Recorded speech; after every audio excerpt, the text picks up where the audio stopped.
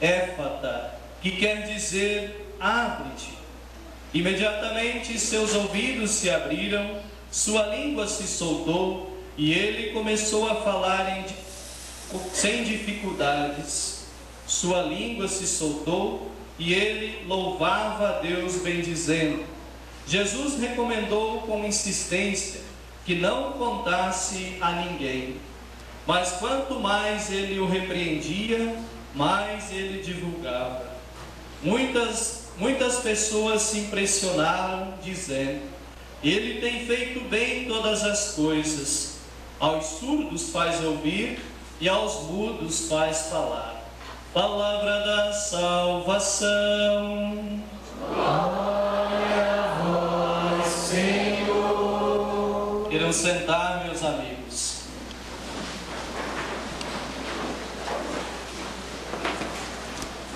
São Marcos, quando apresenta as ações de Jesus, praticamente no capítulo 7, todo ele é dedicado a curas, milagres que Jesus faz a algumas pessoas. São poucos os milagres, são poucas as curas que Jesus realiza. Mas aquilo que Jesus faz, ele faz bem feito. Faz porque faz segundo aquilo que é a vontade de Deus. Segundo o que é a vontade do Pai, se torna a vontade de Jesus. Portanto, que aquilo que Jesus faz se torna bem, benefício da parte de Deus às pessoas que precisam. E hoje São Marcos nos mostra esse homem que tinha uma dificuldade tanto de ouvir como de falar. Porque não conseguia ouvir, por isso também não conseguia falar. Porque quem não ouve não consegue falar. Porque nós só falamos, o próprio São Paulo diz na carta aos Coríntios, que nosso conhecimento entra pelo ouvido. O nosso conhecimento de Deus, o conhecimento das coisas passa pela escuta. Por isso, meus irmãos, que é muito importante escutar. Escutar a palavra de Deus. E não só escutar a palavra de Deus, mas escutar também os irmãos e as irmãs. Porque é escutando uns aos outros que nós vamos aprendendo e vamos nos tornando cada vez melhores. Escutando a palavra de Deus, ela nos aponta, nos direciona por onde nós devemos caminhar. Escutando os irmãos, eles também nos ajudam, porque muitas vezes os irmãos servem também de ajuda para nós, nos apontando aquilo que nós não conseguimos perceber na nossa vida, apontando coisas que precisamos mudar, coisas que precisamos crescer, atitudes que precisamos deixar de praticar em nossas vidas, comportamentos que não são condizentes com aquilo que nós professamos. Muitas vezes, meus irmãos, sozinho não conseguimos perceber isso. Por isso que o escutar é muito importante. O escutar nos educa, o escutar nos torna mais humilde, nos faz perceber que nós não somos melhores do que ninguém, faz nos perceber que nós também temos dificuldades, faz perceber que nós também temos limitações, temos fraquezas e que precisamos superar. E é pela escuta que nós vamos superando. Quando um marido e uma mulher têm capacidade de sentar e conversar, escutar um ao outro, com certeza o seu matrimônio é fecundo. Porque aquilo que está atrapalhando, aquilo que pode causar empecilho na relação, são superados pela conversa, pelo diálogo.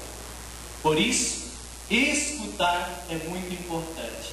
E é isso que Jesus vai fazer a este homem, meus irmãos. Porque só se torna discípulo aquele que tem capacidade de escutar. Esse homem não tem como se tornar discípulo de Jesus porque ele não ouve. Porque é pela palavra que nós nos tornamos discípulos. É a palavra que nos forma. É a palavra que nos instrui, que nos direciona, que nos orienta como ministro. Como discípulos, é a palavra de Deus que nos educa e que nos mostra o caminho que nós como discípulos devemos caminhar. Por isso que Jesus vai tocar nos ouvidos dele com os seus dedos. Como dizendo São Marcos, quando diz que Jesus toca com os dedos nos ouvidos desse homem, é como se dissesse: toca nas feridas dele, toca nos seus machucados, toca nas coisas mais profundas do coração desse homem, para libertá-lo e tornar ele um homem livre. Muitas vezes, meus irmãos, nós não conseguimos escutar uns aos outros, não conseguimos ser homens e mulheres ouvintes da palavra, porque existem muitas feridas dentro de nós que precisam ser curadas. Muitas feridas que precisam ser tocadas pelo dedo de Jesus. Muitas feridas que nós devemos abrir a nossa vida, o nosso coração, para que pela palavra de Deus nós sejamos tocados e transformados como pessoas segundo aquilo que a palavra, que os ensinamentos do Evangelho nos interpelam. Por isso, meus irmãos, que é importante que nós também estejamos abertos para acolher aquilo que é de Jesus na nossa vida, porque é só assim que nós vamos fazer a experiência da transformação de nossa vida, pela graça, pela bondade de Deus que provém de Jesus. Jesus, por primeiro, toma esse homem pela mão e tira num lugar à parte para fazer a obra de Deus acontecer. O primeiro gesto fantástico de Jesus é de estender a mão a esse homem com dificuldade, esse homem enfermo, e dando a ele segurança. Segura pela mão e tira de sua dificuldade. Que coisa mais fantástica, meus irmãos. Escutar, como o padre dizia, entre as nossas relações, é também no escutar estender a mão ao irmão, à irmã que está necessitada. Assim como Jesus, que gesto fantástico. Só esse gesto de Jesus já transformou a vida desse homem. Se nós também fizermos a mesma coisa, meus irmãos, com certeza, esse simples gesto de estender a mão ao irmão que está caído, nós já transformamos a vida dele. Porque nós estamos dizendo: você não está sozinho, eu estou contigo, coragem, levante. E Jesus fez isso, deu coragem, deu segurança a esse homem para devolver a ele a liberdade, a sua dignidade.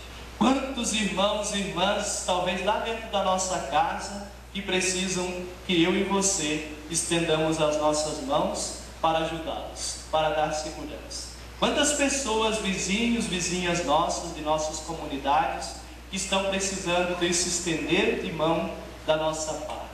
E com certeza, se nós fizermos isso, nós estamos fazendo aquilo que a palavra nos pede. Que nós socorramos, que nós possamos ir ao encontro dos irmãos e irmãs que necessitam. Depois que Jesus estende a mão, ele toca, porque o toque é sempre curativo, meus irmãos. Quando a gente quer se relacionar com alguém, a gente se relaciona sempre pelo toque. O cumprimentar-se, pegando na mão de alguém, já é um toque. Toque de relações, toque de proximidade, toque de transformação. Quando Jesus toca com os dedos no ouvido desse homem, ele está se relacionando com ele, dizendo: eu estou contigo. Coragem, caminho, vamos em frente. Quando nós temos a coragem de tocar, de estender a nossa mão para tocar no nosso irmão, nós também estamos dizendo isso para ele e transformando a vida dele em vida como Jesus transformou. Depois que Jesus toca nos ouvidos dele, Jesus também molha o dedo com a saliva para tocar nos lábios desse homem. Porque aquele que se torna discípulo de Jesus, meus irmãos, não pode ficar calado. Aquele que aprendeu a escutar a palavra tem que se tornar discípulo. E discípulo é aquele que anuncia. Por isso que Jesus, mais do que curar ele da surdez, também vai curar da sua mudez. Vai fazer com que esse homem se torne discípulo, se torne um homem apaixonado por Jesus, a ponto de anunciar. Até mesmo quando Jesus dizia: fique quieto, não fale, ele falava porque aprendeu com a palavra a se tornar discípulo de Jesus. E nós também, meus irmãos, se nós nos abrirmos para escutarmos a palavra de Deus, também nos tornamos discípulos de Jesus. E discípulos que ninguém pode nos calar. Ninguém, nem os desafios, nem circunstâncias, nem os obstáculos do mundo, qualquer coisa que possa vir, não vai fazer com que nós silenciemos, porque nós estamos anunciando a palavra de Deus. Até mesmo Jesus não conseguiu fazer esse homem calar-se.